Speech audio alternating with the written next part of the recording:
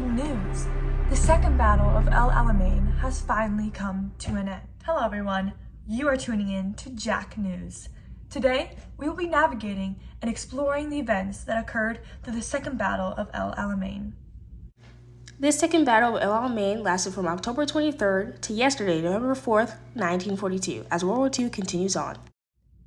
After the First Battle of El Alamein, the second commences only 3 months later at the Egyptian railway. Now, Italy's invasion of Egypt threatened Britain's vital strategic assets, therefore causing them to take action. However, when Italy's defenses were defeated, this causes Germany to intervene. This battle was a turning point in North Africa's campaign to clear their land of German and Italian forces. It was also the commencement of the conclusion of the Western Desert campaign, therefore eliminating the Axis threat to Egypt, the Suez Canal, and the Middle Eastern and Persian oil fields.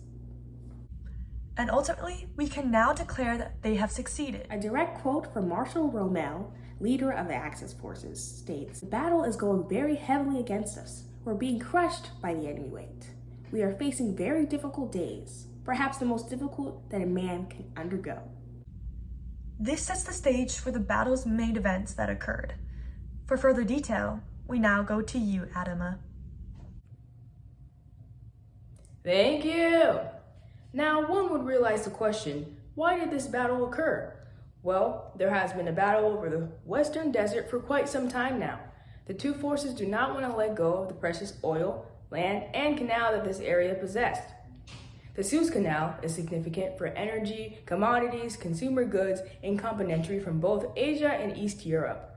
It is recorded that about 10% of the world's oil is transferred through this one canal. Remembering the First World War, it was obvious that the Axis and the Allies wouldn't hand over such valuable areas to each other, and this one was no exception. The first battle ended in a stalemate, but this one had to be different. The British were determined to stick it to the Italian-German forces and show them who was boss. Rommel prepared many minefields in an attempt to slow down the Montgomery Brawl, but it didn't give them much of an advantage. Montgomery's divisionary attack, along with help from some French troops, broke through the Axis line and plowed through the German defenses. On November 2nd, Rommel was forced to retreat with his German forces, leaving his Italian allies to succumb a violent demise, to say the least. Britain wins! Now we'll hand over the mic to my fellow Chloe.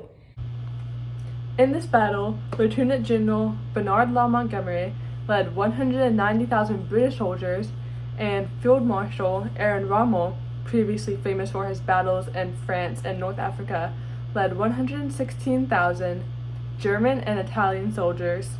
Viewers at home may not realize, but this battle unveils horrific details. Britain outnumbered the Axis powers with almost double the amount of tanks and over triple the amount of anti-tank guns. Aircraft was equal, which meant it was an even fight in the sky.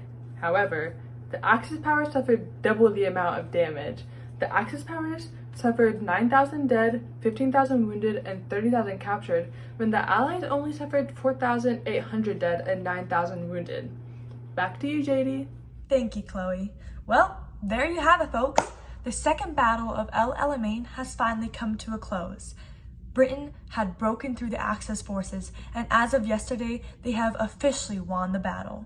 As this battle is the next step in World War II, let me go ahead and pause here before we end, so I can explain and analyze some of the consequences and effects left over by the battle that we here at Jack News have observed. This win is Britain's first clear-cut and irreversible victory against the Axis powers. This boosts the British morale, because now they can say they are a fighting match for the Axis powers. Their weaponry, their equipment, their generalship, it has overcome all the problems that plagued them before. They are now at the Axis level. For Winston Churchill, the British Prime Minister, he has said that the victory in this battle has been a vital asset in re-establishing the British prestige amongst the Western Alliance. This is very important because now, in the upcoming events of World War II, they can say that they have gained the respect in the Western Alliance and they have also gained the upper hand amongst the Axis powers. Here you can see recent footage of the British forces moving eastward in North Africa.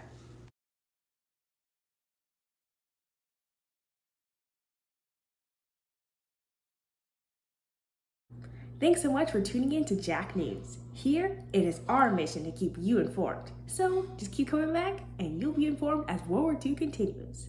I'm El Kamar, and this is Jack News.